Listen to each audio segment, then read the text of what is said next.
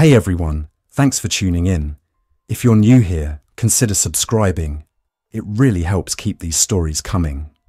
And while you're here, let me know in the comments where you're listening from. Now sit back, relax, and let's get into the story. I was tightening a new drive belt on an Alice Chalmers tractor when the radio cut into a repeating alert tone. It overrode the classic rock station I always kept low in the barn. The message sounded like a tornado warning at first, then changed. The voice was tight and careful, all the hedging language pressed through clenched teeth. Violent outbreaks in several counties, suspected bite-related infections, temporary shelters being established, remain indoors, wait for instructions. The line crackled. Another voice came on for a second and did not sound careful at all. I stood beside the tractor, oil across my knuckles, and listened. 20 minutes later, the power flickered off, came on, and fell quiet again. It stayed quiet. By mid-afternoon, the wind carried a distant siren that did not stop. I wiped my hands, rolled the toolbox under the workbench, and shut the barn doors. The old dairy farm sat at the end of a gravel lane with a maple windbreak and a rusting milk cooler half sunk behind the silo. I was here finishing seasonal startup work for the family who owned it, but the owners had left the state after a funeral a week earlier and had not returned. The house had furniture draped in sheets, a thin coat of dust on everything, and a calendar still flipped to April. Standing at the threshold with the radio repeating the alert tone, I weighed the distance to town, the fuel in my truck, and the fact that if I needed anything more than I could carry, this would be the last easy daylight to get it. I drove the F-150 through the windbreak and turned right. 2 miles down, a sheriff cruiser idled across a lane near the feed store. No officer in sight. Beyond that, traffic jammed at the light like a knot pulled tight. A pickup on its side straddled the median. People were out of their cars, shouting. I saw 2 men in work boots pull a third man from a back seat, while another tried to hold back a child who was screaming. The light turned green and no one moved because the lane ahead was blocked by a box truck at a bad angle. I heard another siren somewhere behind the hill, and the first clear thought that cut through was that I was not going to be able to help anyone, and I did not have the right skills or equipment for any of this. I reversed into a driveway and took back roads home.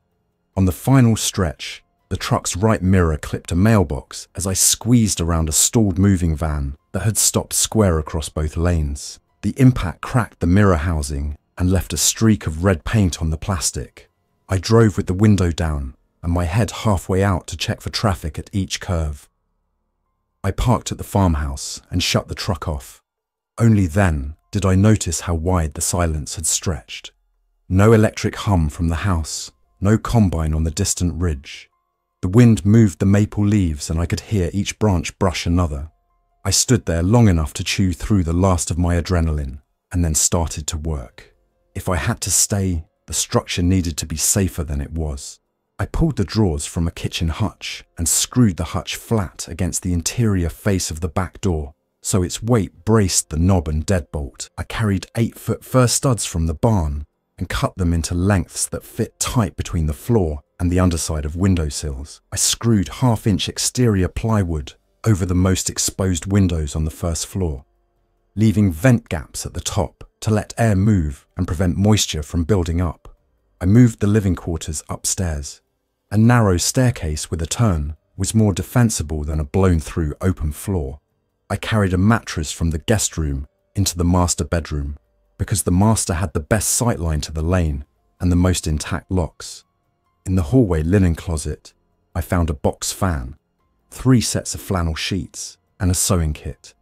I opened the bathroom cabinet and found a first aid kit with a paper label that said, "Last restock July." I set it on the dresser and made a list. At sunset, I walked the property perimeter with a flashlight and a length of steel rebar. The rebar was not a plan. It was something to hold while my nerves settled. I checked the barn, the machine shed, and the cinderblock milk room with the broken cooler. I shut every door and slipped a nail through each hasp. When I came back to the house, I dragged 2 hay bales to wedge inside the breezeway door and added the second deadbolt. I ate beef stew from a can. I tried the light switch out of habit 3 times, then took a breath and went upstairs. I did not sleep until after 2 in the morning. On the second day, I found the generator. It was a diesel, 10 kilowatt standby unit in a box beside the machine shed, with a faded maintenance log in a plastic sleeve. The log said the last oil change was 9 months back, and the last load test was 6 months. I checked the oil, corrected the level with a quart from the tool crib, and bled the air from the fuel line at the injector pump. I tested the battery with my multimeter. 12.3 volts. It would turn, but I did not want to burn starting attempts. I cracked the fuel filter cap and poured a cup of clean diesel in to be sure the pump had something pure to pull. The farm had 3 upright steel fuel drums against the north wall of the machine shed. 2 had diesel, 1 had gasoline. I opened the diesel drum bung and sniffed. No rancid smell, and no black clumps that would signal algae. I gave it a dose of biocide and stabilizer anyway, and rotated the drum onto a manual pump. When the generator fired, the change in my chest was immediate. The sound meant light, refrigeration, a way to charge radios and headlamps, and a way to run power tools. I kept it to 2 hours in the morning and 2 hours at dusk. I wrote the start and stop times on masking tape and stuck it to the generator cover. Nights were the worst. The wind carried voices, or what sounded like voices when the mind searched for patterns.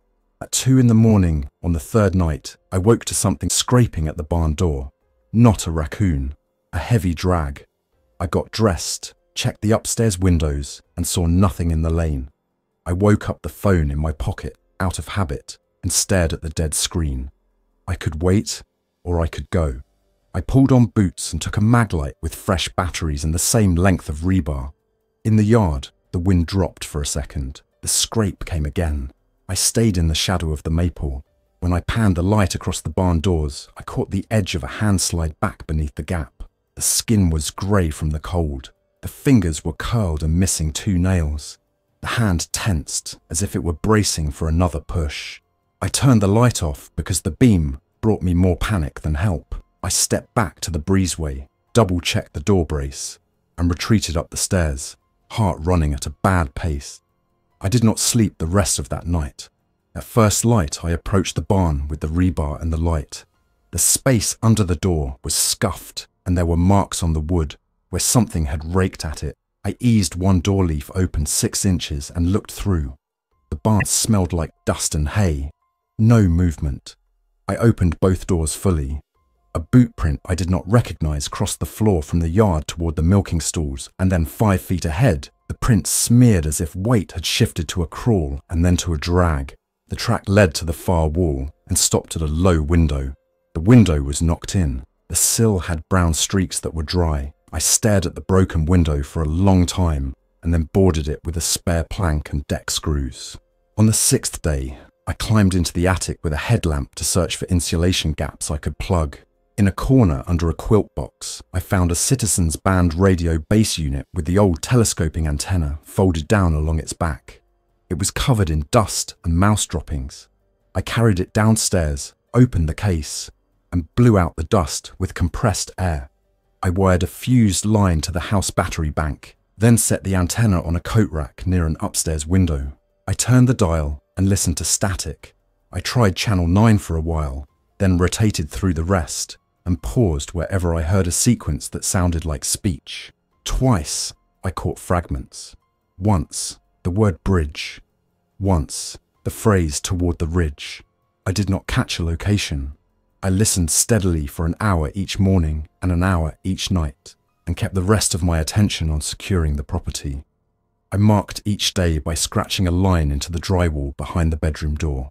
It took only a second, but it set a boundary in my head. Breakfast, chores, patrol, small projects, listening, dinner, logs, sleep.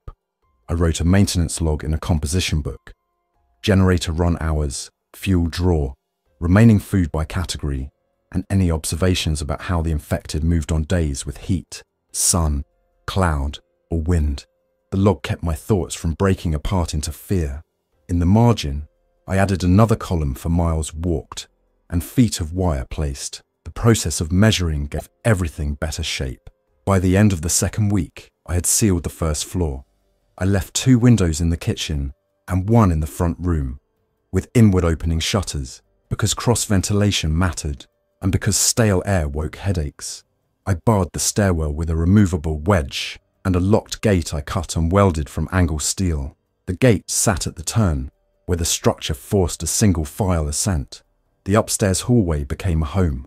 I kept the bedroom door open and ran a coil of paracord from the knob across the hall to the base of a dresser so I could pull it closed from bed if I heard anything I did not like. The bathroom upstairs had running water only when the generator ran the well pump, so I filled 2 5-gallon jugs morning and night and kept 1 in reserve at all times. I set up a rain barrel under the back corner downspout with a screen over the inlet to keep mosquitoes and debris out. After each storm, I added a measured dose of unscented household bleach to the barrel to disinfect, then let it sit covered for 30 minutes before I drew from it. I wrote the bleach ratio on tape and stuck it to the barrel lid. 1/8 teaspoon per gallon, wait half an hour. My first attempt at getting more food was clumsy. I took the farm's ATV down the lane after noon on a warm day to a bungalow that sat just off the road. I parked behind a copse of birch and watched for 10 minutes. No movement. The front door was open 2 inches. I called out. No answer. I used a shovel to nudge the door wide, then stepped into the front room with the shovel raised. The house smelled like old carpets and cooking oil. I moved slow and talked aloud as I cleared each room so I would not startle myself with my own sounds. The pantry had beans, noodles, a sack of flour, and a case of canned peaches. I took only what I could strap to the ATV rack and left a note on the counter with my name and the words, "Emergency taking. Will repay if possible." It did not matter if anyone saw it, but it mattered to me. On the way back, the ATV coughed, and I realized I had not switched the tank from reserve. I saved the last mile by walking beside and pushing on the downhill. I made a route card for every trip after that. Destination, distance, fuel on board, estimated time there and back, and a check-in time to be home with a half tank. I stuck the card under a magnet on the fridge. My first encounter on the property line happened on the 18th day. I was checking the old wire fence by the creek when I heard brush break to my left and turned to see a man in a torn denim jacket stepping down from the bank. He looked at me and did not speak. His eyes had a vacant focus like he was listening to something far away. He moved toward me without changing his face. I said stop and held my hands up, and he kept coming. When he was close enough that I could see mud flaked on his cheek and what looked like a bite on his forearm, he reached out for me with both hands. I backed through the fence gap, and he caught the loose strand of barbed wire in both palms. He did not seem to feel it. He lifted his hands again, the barbs pulled, and his palms left blood on the wire. I retreated another step because my heart was going too fast to make good choices, and then I turned and moved at a quick walk back toward the house. He followed the line of least resistance along the fence and disappeared when the ground dipped into willow. I watched the field for an hour from the upstairs window. He did not come to the yard. That night, I added tin can motion lines around the back fence. I wanted to hear approach before it reached the walls. On the 21st day, the headlight beams appeared. I had shut down the generator and was writing in the log when a twin lance of white cut over the ridge. The vehicle moved slow along the county road and then steered onto the gravel lane that led past the house. It came within 70 yards, paused, reversed, and continued on. I watched until the beams turned into the trees and vanished. In the morning, I found dual track impressions in the gravel with a narrow spacing, likely a small SUV. The tracks came from the east, stopped, then reversed. They did not continue to the house. Near the gate, the prints of 2 pairs of boots stood in the dust, one small, one large. They had looked at the sign I had hung the day I arrived: private property, quarantine, keep out. I had written it for unknowns. It turned out unknowns could read. I built a better alarm system that week. fishing lines strung at ankle height across the drive to a set of wind chimes under the eave, another line from the back fence to a pair of tin buckets with bolts inside that would clatter if the line tripped. On the barn, I installed a motion sensor floodlight that could run off a dedicated battery so I did not have to have the generator on for it to work.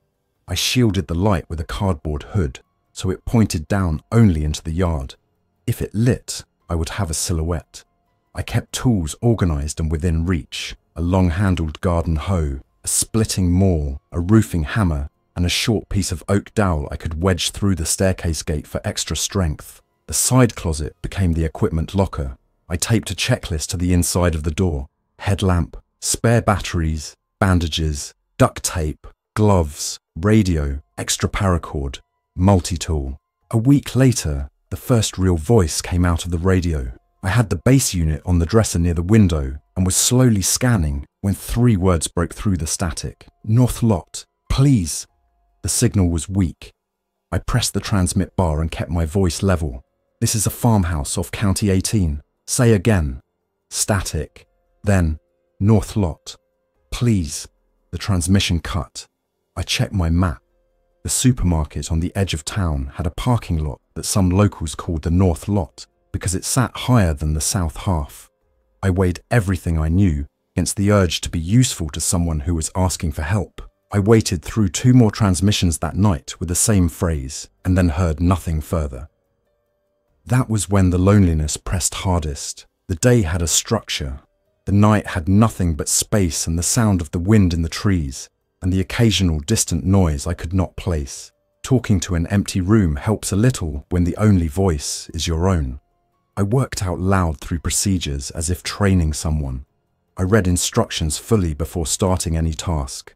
I said the time aloud when I started, and when I stopped anything that mattered. It kept me from skipping steps and from spiraling into thoughts that were not helpful. Still, it wore me down in ways I did not understand at first. I began to have trouble making decisions that would have taken seconds before. I stood in the kitchen for 5 minutes one morning just to choose between 2 breakfasts. When I realised that was happening, I set defaults. Oatmeal on even days, rice and beans on odd days, morning patrol clockwise, evening patrol counterclockwise, generator 2 hours in the morning, 1 hour at night unless the well needed extra time. Defaults simplified the day and prevented delay that could get me in trouble. At the turn into the 4th week, I started the garden. The property had a small greenhouse with cracked panels. I patched the cracks with clear tape and plastic sheeting, set up raised beds inside, and transplanted seedlings from a flat I found at the back of the machine shed. Some had wilted, but recovered with water and shade. Peas, lettuce, spinach, and a box of seed potatoes that had already sent out eyes. I built trellises from old fence lath and twine. It was not a spectacular plan, but it closed a loop. I also restarted the roof gutter on the east side, where a downspout had come loose 3 years earlier and no one had fixed it. I rehung the elbow and set a second barrel beneath it. The system filled fast during a 2-inch rain and reminded me that water was easier to collect than I had feared if I took care of basics every day. One night that week, I woke to the floodlight flipping on. The cardboard hood made the light a narrow cone. A single figure stood in it at the edge of the yard near the elm. The figure swayed on its feet, one hand on the tree trunk. When it stepped forward and the light reached the face, I saw that it was a woman in her 30s with short dark hair, cut ragged like someone had hacked it off with dull scissors. She had a sling on one arm. She blinked against the light, raised her uninjured hand and said, "Please." The word was dry and thin. I did not run downstairs. I stood at the upstairs window and watched her for a full minute. She did not move beyond the edge of the cone. When I finally spoke through the upstairs screen, my voice shook. "What do you need?" She said, "Water." She turned her face up toward the voice. "Please." I told her to stay where she was. I took the side stairs, stepped around the tin can alarm line, and set a 2-litre bottle on the ground inside the gate. I stepped back and unlocked the gate. I opened it a foot and kicked the bottle into the yard. "Stop there," I said. She stood 10 feet from the gate. "I hurt my arm. she said. "I will leave." She took 2 slow steps to the bottle, lifted it with the hand that did not have the sling, and drank. Her throat worked like the body had forgotten how. She capped it with effort, set it back down, and stepped away from it. She looked at me and waited. I said, "Who are you?" She said, "Mara, nurse. I was at the community shelter near the high school. It turned bad. I walked 2 days." I told her to wait and stepped back to get a flashlight and a mask. I had learned that talking to someone at 5 feet meant I could not think around what I was seeing. Distance gave me a better chance. I returned and asked to see the arm. She approached the light and turned the sling aside. The forearm had a neat puncture that had scabbed over, and the skin around it was not red, not swollen. No streaking up the arm. To my eye, it was an old dog bite or a nail puncture that had closed with time. The sling was improvised from a t-shirt. Her breathing was steady, if shallow. Her pupils were even. Her clothes were dusty and torn at the hem, not shredded. She kept her face clear of the light, as if her eyes hurt. She smelled like sweat and road dust. She looked like any other person who had run out of water and choices. I brought her inside and set her at the far end of the kitchen table. I set a bucket of soapy water on the floor and asked her to wash her hands and arms up to the sleeves while I washed mine. I had 2 pairs of nitrile gloves left from the first aid kit, and I used one. I unwrapped a sterile saline bottle and rinsed the puncture, then applied a thin layer of antibiotic ointment and a clean dressing. I wrapped the arm with gauze and a strip of elastic. She listed allergies, none. She took sips from a cup of water slowly to prevent cramping. When she was steadier, I warmed a can of chicken soup on the propane stove, and we sat with the bowl between us to save fuel and washed it down with crackers. We talked in short sentences. She said the shelter had been overcrowded on the 2nd day. People with bites had been turned away at first, and then a group had forced their way in. The volunteers had done their best, but there had been too many conflicts. When the doors broke, a panicked rush made people run without thinking. She'd gone out a side door and walked toward any light she could see. Most houses were dark. She had hidden in a barn one night and moved again in the morning. She'd saved the sling for her last hours because it hurt too much to keep holding her arm against her body. When I asked about her background, she said she was a licensed practical nurse who had done 2 years at a small family clinic in Indiana before moving here. She had left a backpack behind at the shelter. She had nothing but the clothes she wore and the contents of her pants pocket, a round makeup compact, a hair elastic, and a laminated card with medication dose conversions. I did not trust anyone fully after 3 weeks alone, but I had been listening to static for days, and there was basic decency to extend. I set ground rules. No doors opened or closed without both of us present. No one went outside to the yard alone for the first 3 days. Any supplies used were written down in the log. If either of us got injured or sick, the other would take instruction without argument. She agreed, without discussion. For a while, we sat there and listened to the quiet. It sounded different with a second person in the house. It sounded like a quiet shift at a clinic after the last patient went home, and the fluorescent lights hum. And that thought surprised me because I had not been in a clinic at closing in my life. But the brain supplies comparisons when it needs them. I set a bedroll for her in the upstairs spare room. I gave her one of the 2 good headlamps and asked her to keep it on the dresser when not in use. It took her less than 5 minutes to be asleep. The next morning divided work in a way that felt clean. I checked fences and the generator. She inventoried medical supplies and reorganized the first aid kit by use category: wound care, pain control, infection control, splinting, emergency. She wrote a list of deficiencies that made my stomach sink. Not enough sterile gloves, not enough saline, only 2 elastic bandages, limited pain medication, nothing stronger than over-the-counter. When I returned, she had retaped the dressing on her arm with a neater wrap. She told me she had a small list of items that would dramatically improve our situation: hand sanitizer, more gauze, medical tape, an irrigation syringe, iodine solution, and oral rehydration salts. Nothing fancy. We decided we would try the bungalow I had visited before because it had seemed quiet and because it was close. We left after 10 in the morning because we had learned that the infected moved slower in heat and direct sun. We walked the first half-mile on the ditch side of the lane and paused at every bend. At the bungalow, we paused to listen. No movement. Inside, we worked fast. Kitchen, bathroom, bedroom. We found hand soap, a half box of nitrile gloves, and a first aid kit with most of its contents intact.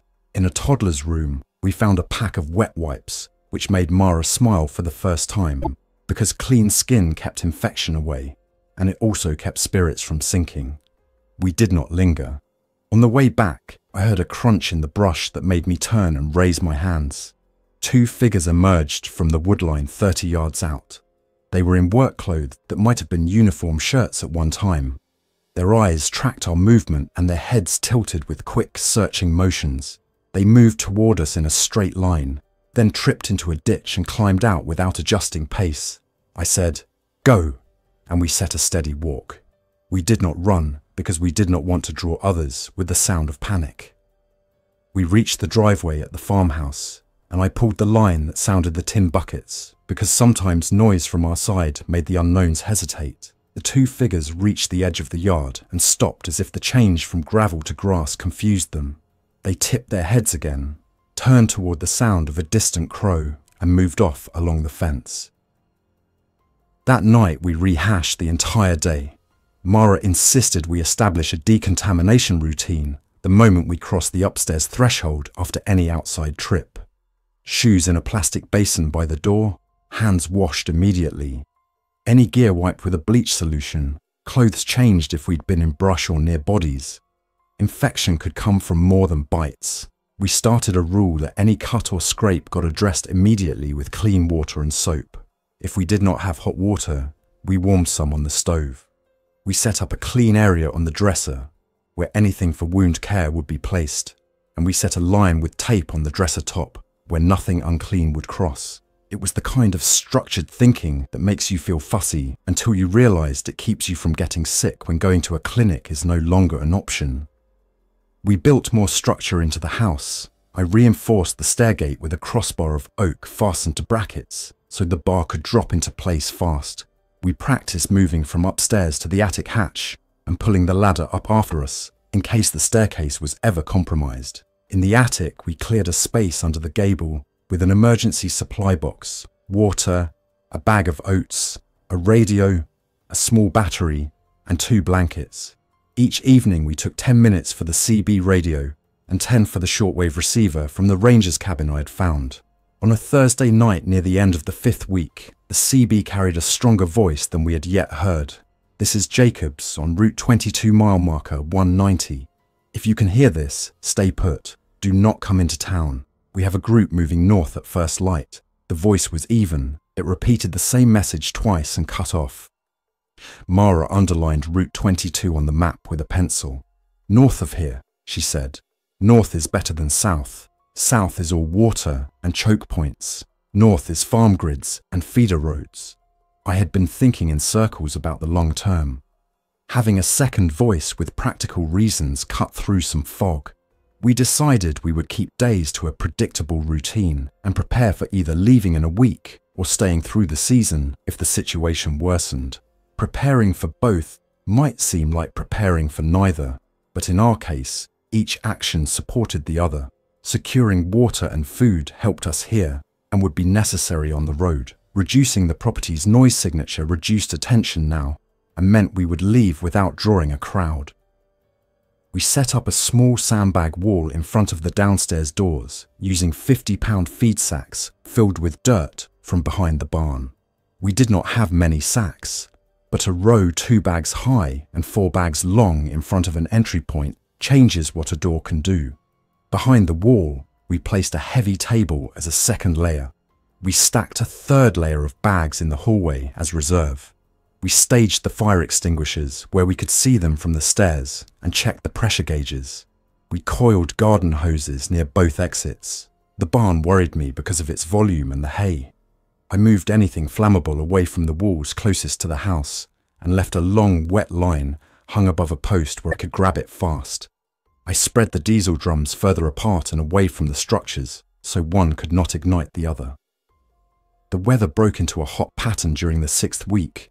The infected that drifted along the tree line did not move much between noon and 5 in the afternoon. I began to think that if we faced a larger group, it would approach in the evening when the air cooled. We adjusted accordingly. We slept after lunch for 40 minutes to make a second shift possible. We ate the bigger meal at 3 in the afternoon. We checked the alarms, tightened any loose lines, and kept packs by the upstairs window and the attic hatch. The storm that changed everything started as a green line on the horizon at 5:30 in the evening of day 48. The wind increased, the maples went silver, and the first drop hit the upstairs glass like a knock. The first thunder was far off. We pulled the generator under load to top the battery banks, turned off everything non-essential, and set headlamps on our foreheads with extra batteries in our pockets. 10 minutes later, the first figures appeared at the back fence. 2, then 5, then 9. They came in the strange one-speed walk, heads tipped slightly, hands near their sides, responding to distant sounds. They found the line, tripped the tin buckets, and stopped. The buckets rattled, their heads turned. Lightning tore across the sky and lit the yard white. For a split second, the maples were paper cutouts. The house was a single plane, and the figures at the fence looked close enough to touch. Within 3 minutes, more came out of the tree line. Some came from the lane. A few drifted from the edge of the field where groundhogs had burrowed. The number rose to 20, then 30. I'd seen groups no bigger than 6 before. This was a migration. Something had moved them. A sound in town, maybe. Smell. The wind. They pressed against the fence. Some went under where the fence sagged. I pulled the staircase gate shut and dropped the oak bar. Mara laid out supplies along the hallway wall. Gauze, tape, water bottles, a tourniquet, 2 clean towels. We had no reason to think we would need the tourniquet, but we placed it because not placing something is when you wish you had. We both moved without speaking because we had repeated these steps in practice.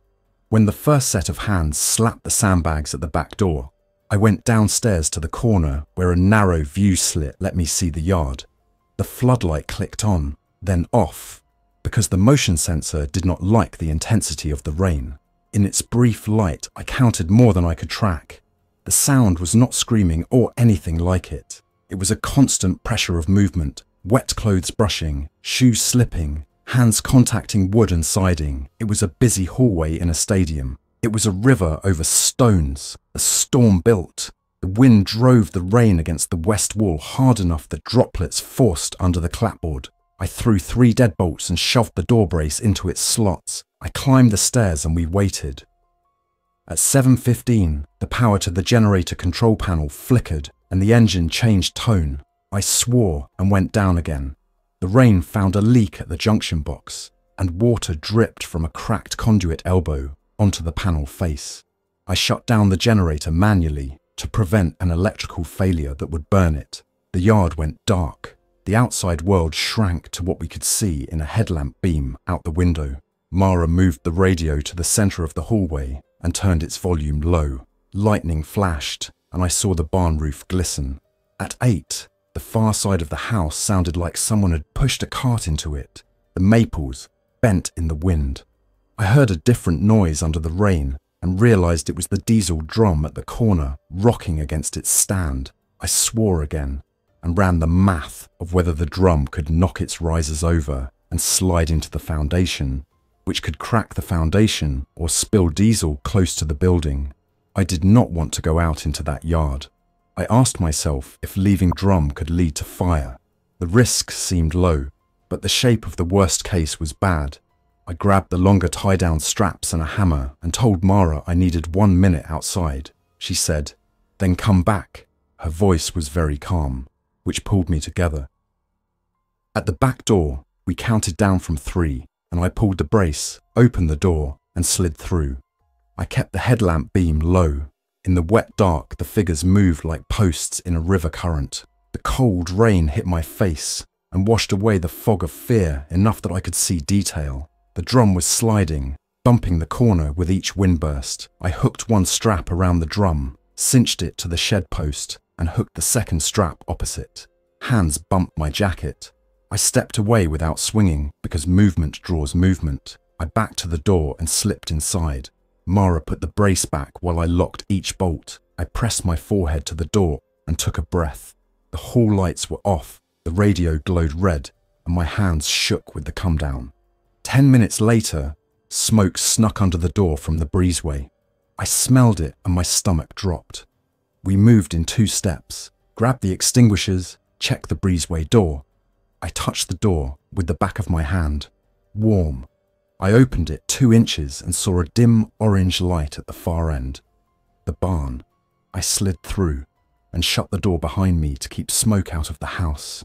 In the breezeway, the air was hot. At the barn, a corner of the hayloft had caught from a lightning strike through a gap in the roof. When I pulled the side door, the air rush fanned the flame. I lowered my body, kept to the wall, and aimed the extinguisher at the base of the flame. The fire shrank and revived. I smothered patches until I exhausted the first canister, then the second. The flame thinned to embers and a dull glow. The roof drip line sent a sheet of water through the gap and finished what I had started. I stood there, counting to 60, and listened to the hiss. Back in the house, Mara had rolled wet towels and set them at the base of doors to keep smoke from creeping in. She had also turned the kitchen sink tap on just enough to drip, because the well line can lose prime if it sits after a heat-soaked shutdown. She had thought of one more thing than I had, and the gratitude I felt for that small foresight steadied me more than any speech could have. We sat on the top stair and timed our breathing down. The storm continued to move through. The group outside did not leave. They shuffled in slow arcs until midnight. The tin buckets rattled 2 or 3 times, then were still. Around 1 in the morning, the sound of bodies against the siding faded and was replaced by just the rain and an occasional stray footfall. At dawn, the world smelled like wet grass and damp wood. We eased the upstairs window open and looked down. The yard was a carpet of footprints, but only a handful of figures remained. They drifted in slow circles until the sun rose over the sycamores, and they drifted back toward the fence. The barn wall was black in a triangle where the flame had licked up, but the structure stood. The diesel drum straps held. I do not know why that small detail stuck with me, but it did. The idea that something we planned for had worked. We did not open the doors until noon. When we did it slow. We cleared the yard together and moved any bodies beyond the fence with long-handled tools, not touching skin. We washed our hands and tools after each contact zone. We reset the alarms. We replaced the motion light sensor that had taken on water. We rechecked the generator panel and replaced the cracked elbow with a spare I found in the bottom of a drawer I had not opened in 3 weeks. Each small fix drew a line back toward ordinary maintenance. We were not back to ordinary. We were only pointed at it. Day 50 contained nothing dramatic. We were grateful for that. We repaired the barn window panels from the earlier incident. We harvested lettuce from the greenhouse and ate a salad. We tuned the radio and listened to noise. I traced the route from the farm to Route 22 and then north to the mile marker the voice had mentioned. It would require us to cross the river at a 2-lane bridge near a quarry. I worried about choke points and how a stalled vehicle could trap us. We talked about leaving on day 57 if the weather held. That would give the ground 2 more days to dry and our nerves a few more nights to reset. Day 51, I found fresh boot prints near the mailbox. The tread pattern matched the smaller pair I'd seen a month ago with the SUV. We did not see a vehicle. We saw a single person's passage. I hung a second sign where the lane met the county road. No entry. Sick inside. Stay away. We thought of writing a friendlier message, and then decided the sign needed to do a job, not communicate nuance. We watched the road more often that day. At sunset, nothing. On day 53, the CB carried a longer message. If you are along Route 22 between Blairsville and Armagh, head north only. Southbound is blocked at the river bridge. North rendezvous at the industrial park north of Armagh at 9 in the morning. Do not travel at night. The voice was not the same as Jacob's. This one read from a script. It repeated twice and went silent. I drew the route on the paper map with a bold pencil line. Northbound worked with our plan. The industrial park was close for a first leg, and it had wide lanes that would let us maneuver around stalled cars. We packed on day 54. Each bag got a list clipped to the outside. Food for 3 days, water for 2, water filter, medical, hand tools, tarps, paracord, headlamps, battery bank, radio, clothing. We apportioned weight so that either of us could carry both bags for a short sprint if the other tripped. We pre-staged the truck for a cold start, keys on a string around steering column, windows cracked an inch to prevent fogging, a full tank, tyres checked to 34 pounds, spare strapped plug kit taped under the dashboard, air compressor plugged into a charged battery pack. On the floorboard, I taped a route card with mileages, landmarks, and times. We put 2 5-gallon diesel cans in the bed, under a tarp, with a tie-down through their handles. The tarp was not to hide. It was to keep prying hands from finding grips. We did not want to be a prize stop for anyone. We also notched 2 spare lengths of 1x4 to jam against both sides of the front seat bases. Those would stop a rear seat passenger from reaching forward and grabbing the wheel if we took on anyone later. It was a grim thought to have, but a practical one. On day 55, the greenhouse gave us a late flush of peas, which felt like the land handing us a small bonus. We ate them raw and looked at the ceiling while we chewed. We did not say much. Talking sometimes makes the leaving harder. At dusk, a pair of headlights passed the lane and continued without slowing. We listened to the tyres until the sound faded. On day 56, wind came from the north and the air was clear. We ran the generator to top off every battery. We took a last walk through each building and left a note on the kitchen table with the quantities of food left stored in sealed bins and the location of the water barrels with their lids off, so the next person would not fight a vacuum. The note also said, "Clean water in attic hatchbox." We were not trying to invite someone to stay. We were assuming that no matter what we wanted, someone might come here. If they did, the place might as well be reasonably safe and simple to understand. We also took down the sandbag wall in front of the back door so that we could exit quickly in the morning, and so that if someone needed to get inside here without breaking a door, they could. At 4 in the morning of day 57, I woke before the alarm with the sense that I'd heard something. I lay still and listened. A faint scrape, then another. Mara was already alert without moving, because that is how you get when you have trained your nerves to go from 0 to acting without the wasteful middle steps. She whispered, "Up." I shook my head. I waited for a third sound, and it did not come. We lay still enough to hear our own breathing. When we finally stood, we did it slow and silent. The house held its breath too. By 6 in the morning, we were ready. At 6:15, we moved to the truck. The yard was empty. The maples held only dew. The air had that cold edge you get at the tail of summer in western Pennsylvania, where you can feel the first talk of fall. We had agreed to go without a radio transmission before leaving, because sending on the radio at a known time can draw attention. We would not broadcast until we were clear of the first set of choke points. We drove out with the windows down so we could hear mechanical changes. We did not run the air conditioning. We kept the engine at 2,000 revolutions per minute and did not floor the pedal at any point, because you cannot fix a broken fan belt on the side of the road when the shoulder is a gauntlet. At the county road, a delivery truck sat canted across both lanes. We squeezed the ditch. A udder wash tank had rolled off a dairy trailer and lay in the right ditch ahead like a silver pill. I eased around it and kept the wheels on gravel, not soft dirt. At a church, 3 cars were parked with doors open, and a folding sign lay in the grass. The sign said, "Food Drive." The letters had washed in the rain and bled like watercolour. We did not stop. On the approach to town, we saw the first group on the shoulder. 4 figures turned their heads toward the sound of the engine.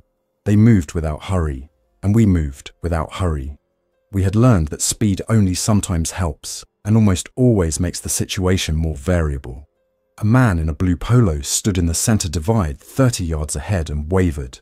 I steered around him and kept the right tyres on the white line, so I knew where the vehicle was on the road without looking down. The first bridge over the creek was clear. The second had a sedan stalled in the lane and a pickup nose to nose with it, like the drivers had tried to push or block. I slowed, checked the edges, and saw a gap on the sidewalk, wide enough for a truck if I held the side mirror almost brushing the railing. We moved at 1 mile per hour until we were through. At 8:30, we reached the turn for Route 22 and saw the first sign of the message we had heard. A spray-painted arrow on a sheet of plywood leaned against a Jersey barrier with the letters R22N in black. Mara said, "Someone organised that." The black paint meant someone had the forethought to hide the sign from distance and make it legible only up close. We took the north ramp and merged onto a road with more stalled vehicles, but also more space to move. We kept to the shoulder, then zigzagged where needed, watching for gaps that let us bypass the worst pinches. Near mile marker 187, we saw smoke on the horizon. Near 189, we saw a small group of people in the grass median standing near a tractor with a front loader. The loader had been used to push cars aside into rough stacks to open a lane. A man in a high visibility vest waved us to slow down and pointed to a gap. His face was drawn and he had a 2-day beard, but his eyes were clear. We rolled the window down 6 inches. He said, "Industrial Park, 9. Go slow around the bend." We pushed the bad ones off. He did not look at us long. He stepped to the next vehicle and made the same motion. If I had to guess his previous job, I would have said township maintenance, the way he used his voice and his hands. We pulled into the industrial park at 8:55. It sat on a flat with 3 low buildings and a cul-de-sac. About 30 people stood in clusters and 6 vehicles idled in a line. A woman in a denim jacket with a clipboard stood on a wooden pallet and spoke. "If you are here for the first time, we move as a group. Headlights off, horns not used. We travel at 15 miles per hour. If you stop, you wave an orange cloth out your window so the lead knows to slow the group. No one leaves a vehicle without telling the person in the vehicle behind them. If you have spare water, we fill the bottles of anyone who does not." The rules were simple and delivered without drama. I felt both relief and a tremor of anxiety, because groups are order and groups are risk, both. We parked in the line. A man in his 20s with a reflective armband walked from car to car with a 5-gallon jug and filled bottles. When he reached us, he glanced at Mara's sling and offered to top off our small bottles first. We had enough. We took a little and left the rest for others. The denim jacket woman came to the window and asked if we had a radio. I said yes. She said, "Keep it on 19 for convoy. We do not transmit unless there is a hazard. If you need to talk, 1 word, stop." She gave a quick rundown of the route north and the plan to branch at a township line. She spoke like someone who had spent the last week talking to people who were too tired to hear everything on the first pass. Before we rolled, a tall man with a weathered face stepped up to our window and said, "You from the farmhouse on County 18? I felt a small cold line run along my back. I said, "Yes." He nodded. "My sister lived over the ridge. We saw your sign. It kept us moving when we wanted to stop. Thank you." His eyes were damp. He stepped away before I could answer. In a world that had stripped conversation down to procedure, his sentence reached through and landed with a weight I felt in my chest. We left at 9:15. The convoy moved smoothly. People followed instructions. 2 miles north of the park, the group halted when the lead vehicle spotted a school bus sideways across both lanes. The tractor with the front loader pulled forward and shoved the bus nose around enough to clear 1 lane. We passed at a crawl. At the river, we did not cross the main bridge. We took a low crossing a half-mile upstream that someone had reconnoitred at dawn. The low crossing had 1 stalled car stuck in a shallow drift, and a team of 5 people on foot with ropes helped ease each vehicle through the current by guiding wheels onto visible stone. We idled through and did not stall. Past the river, the land opened in a way I had not felt in 2 months. The farms rolled away in squares and the wind moved over them in a sheet, We kept moving. The radio stayed quiet. When it did speak, it carried a single stop for a stalled vehicle, and then silence again. I looked in the mirror and saw the farmhouse in my head instead of the road, the upstairs hallway with 2 bedrolls, the water barrels under the downspouts, the tin buckets, the scratched tally behind the bedroom door. The property had done its job for us. It would do a job for someone else. The question of whether we had made the right choice to leave would not have an answer today or tomorrow. It might never, because life does not always hand you measurement tools. You make a plan, you adjust, you keep your procedures clean. Just past noon, the CB carried a new voice. This is Relay Outpost near the highway split. If you are making your way north, keep to the right at the interchange. Do not stop for roadblocks placed by vehicles. Proceed to the fairgrounds staging area. We have water and shade and a doctor. The word doctor made Mara's eyes change. She set her jaw and nodded once. It was not hope in the way that leads you into mistakes. It was a small piece of purpose tightening. The fairgrounds sat on a low plateau with chain-link fence around its perimeter and 2 big gates open. Someone had placed cones to mark lanes.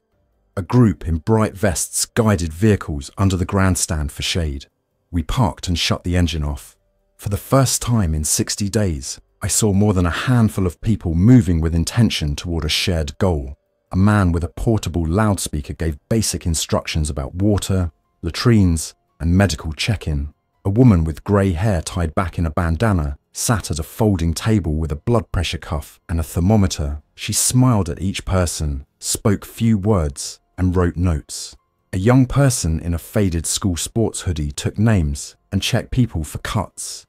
The entire setup looked like a cross between a volunteer shift at a county event and a small incident command post, except scaled down and run on grit.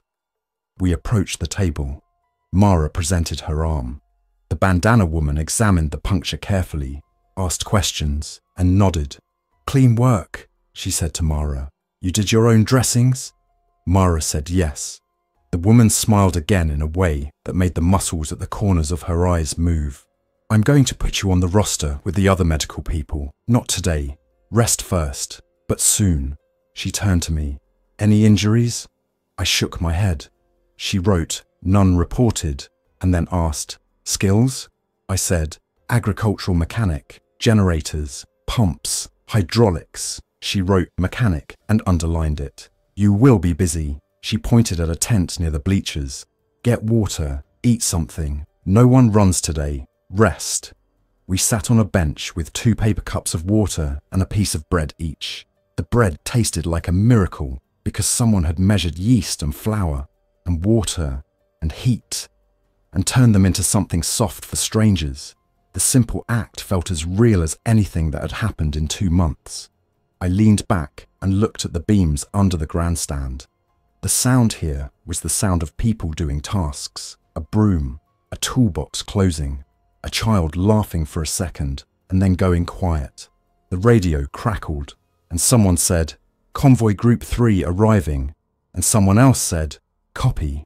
The generator near the gate thumped at a steady 600 revolutions per minute. I could tell by the rhythm it would run well if I changed the oil and cleaned the air filter. I realized that meant I had work tomorrow. Work meant routine, and routine meant sleep would come easier.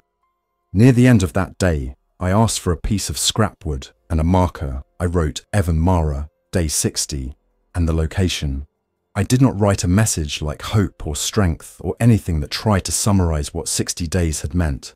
I wrote only our names and the day because those were the facts. I carried the board to the edge of the fairgrounds and tied it to the fence facing south toward the county road because someone coming up that way might see it and know someone else had made it and sat on a bench not long ago and drank a paper cup of water and felt their hands stop shaking. That night, we lay on cots under the grandstand in an area for new arrivals. Someone had strung a line of rope with cloth sheets clipped to it to create a semblance of separation. A person near us snored. Another muttered in sleep. A dog against the far wall thumped its tail twice when anyone walked by and then settled again. The sounds were ordinary. I felt the weight of them like you feel a normal heartbeat after a fever breaks. I stared at the crossbeams until the universe narrowed to breath in, breath out. When sleep came, it did not arrive as a collapse, but as a simple hand laid over my eyes. In the morning, I woke to daylight brightening the seams under the bleachers. I looked at my watch and saw 6:14 a.m. in the display. I had not looked at a clock at that hour without dread in 2 months. Mara turned, blinked, and smiled in a small way that said the same thing my watch had said.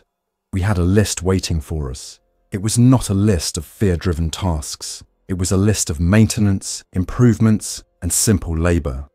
I went to the generator shed with a clipboard and checked the filter, then the oil, then the belt tension. I wrote numbers.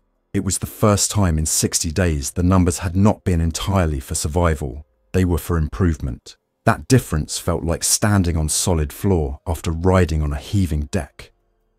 Later, someone asked if there had been anything at the farmhouse we wished we had brought. I said, the radio antenna, the one that worked better near the window. The person laughed and said, we will get you one better. It was half joke and half promise. We all knew promises were fragile in this world. We also knew a good antenna could be built from copper wire and careful angles. That was the kind of promise this place could keep. In the following days, we learned that the message about Route 22 had come from a group of volunteers who assembled a repeater from salvaged equipment and powered it with a bank of deep cycle batteries. They sent the broadcast every hour at 1/4 on a rotating channel schedule. The schedule had been scribbled in grease pencil on a whiteboard behind a folding chair in a room that smelled like dust and hot plastic. They were not a government agency. They were 3 people who had not left when others had gone, and who had the patience to repeat one simple instruction until it took. When I lay down at night in those first evenings at the fairgrounds, I did not think the story was over or even wrapped into something you would call safe. I kept the headlamp under my pillow. I tied my boots together and set them by the cot so they would not be separated and lost in the dark. I listened for the change in the generator's tone that meant it would need more fuel by morning. I made a list for the next day of bolts to check, filters to clean, belts to tension, and alleyways that needed to be cleared of debris so that vehicles could loop around in an emergency. The habits of the farmhouse had not vanished. They had shifted into duties that had names and were shared with others. On the morning of day 62, after breakfast, Mara stood in the medical tent with a clipboard and a stethoscope someone had found. She was talking to a person with a cut on their hand. She showed them how to wash it, how to dab on ointment, and how to wrap it so it would not reopen. She spoke clearly. The person nodded. She smiled at them, and when they left, she stood still for a second with her hand on the table. I walked up and said, "You good?" She nodded. "Feels like clinic hours," she said. "Feels like something I know how to do." I said, "Good." We stood there without saying anything else. There is no neat ending to hand you. The fairgrounds would remain a temporary stage. People would move on. Some would return home. Some would rebuild close. Some would not. The farmhouse would weather more storms and hold out for other travellers who would read a note on a table that said where the water was kept and what the bleach ratio was, and they would understand what kind of place it had been, because the instructions were written in a clear hand and placed where anyone could find them. If I drove back there one day to collect the radio antenna and found the scratched tally of days still there behind the door, I might add a line that said, "Left on day 57, returned on day," and leave it for the next person to finish. For now, the work in front of me was straightforward. I would clean the generator air filter that afternoon. I would check the crankcase oil. I would tighten the belts and log the hours. And when the radio clicked and a voice said, "This is relay," I would answer with a single word if needed: stop, or go, or clear. It would depend on the facts. We had learned to make choices that way. Facts first, procedures next. The rest followed. Thanks for listening. If you enjoyed this story, don't forget to like and subscribe. Your support keeps these creepypastas coming. Until next time, stay alert, stay safe, and never ignore the feeling that something is watching.